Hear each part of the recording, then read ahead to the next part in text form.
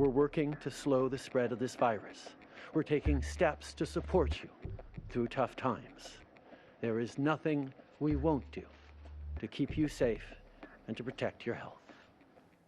The Prime Minister addressed Canadians for the fourth day in a row, calling again on people to stay home and try to reassure them that the government will be there to help. But in these extraordinary times, do we need to see more extraordinary measures? How is Ottawa managing the crisis so far? It's Thursday, and I'm here with At Issue, but we are doing our part with social distancing. Chantal Hébert is still in Montreal, but not in the studio.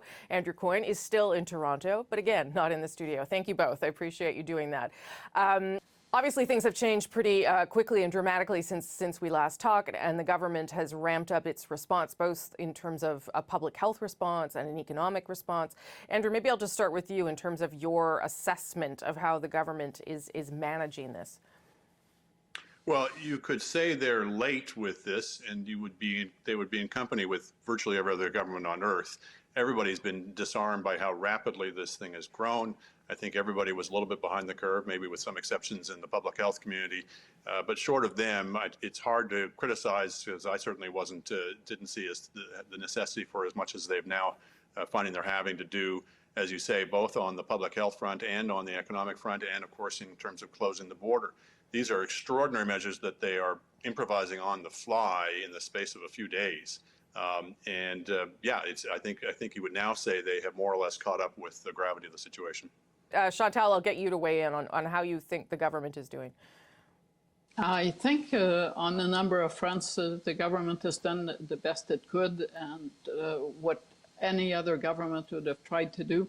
To close the border by common assent with a partner who is at best unpredictable like Donald Trump has to be a plus, and it's being done in as orderly a manner as one can imagine. This is the longest border in the world, and between two countries that are intertwined in so many ways.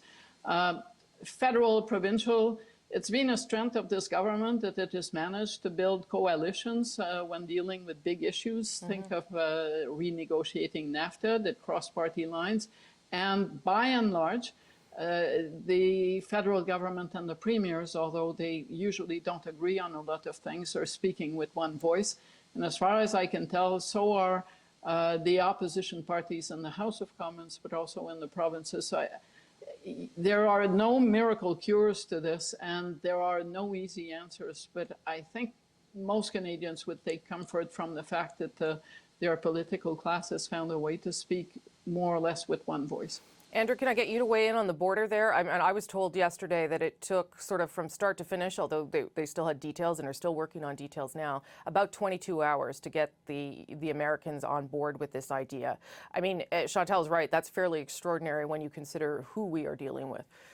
Closing the border on its own, of course, was never going to be the solution that some people thought it was. It was only ever going to be a contributor because unless you're controlling, as we now know, the rate of transmission within our borders, then simply closing to outsiders was not going to help at all. Mm-hmm. And all of these measures, to some extent, depended on public opinion also moving. I don't think you could have enacted, even though it would like government to have done things much sooner, you've got to have one eye on what the public opinion would be ready to do, and the kind of draconian measures that we're now all subjected to, including the way we're broadcasting this show. I don't think it would have been able to get the constituency for it 2 weeks ago. That's a good point. You have to build up sort of that ability to do that within the population. Just a last point to both of you on the Prime Minister, making it a point to come out every day. Today he didn't even have, a particular message. It was really to repeat messages to make sure people understood things, and I guess to reassure people. How do you think he's doing, Chantal? I think it's important that he does that. It would be important that he had a clear message every day and not just cheerleading. And I think the template for showing up every day, which is easier to implement at the provincial level because you have many more things you can talk about, is being set here in Quebec by François Legault, who's been doing it very successfully. But don't forget, this template in this province comes from the ice storm and Lucien Bouchard's way of showing up every day with practical details. I think it's harder for the federal government to have a new practical message every day. So the Prime Minister is going to have to be careful not just to have people come out and sound like he's got nothing to say. Andrew.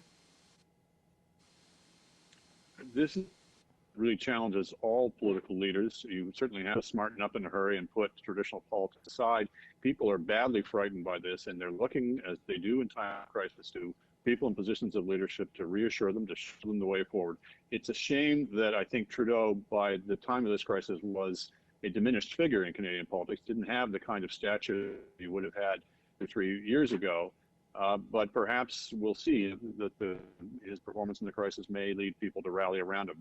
Traditionally, people do tend to rally around leaders in times like this, and we'll see whether that happens here. Okay, well, I'm just reassured that I get to see you on Thursdays. That helps me get through that things are sort of normal still. Thank you both. Before we go, be sure to subscribe to At Issue, the podcast, for extra content. This week, we're going to continue talking about really the only story out there, but in this case, the role of the opposition parties in the time of a pandemic. Look for it on any major podcast app, our website, cbcnews.ca/thenational.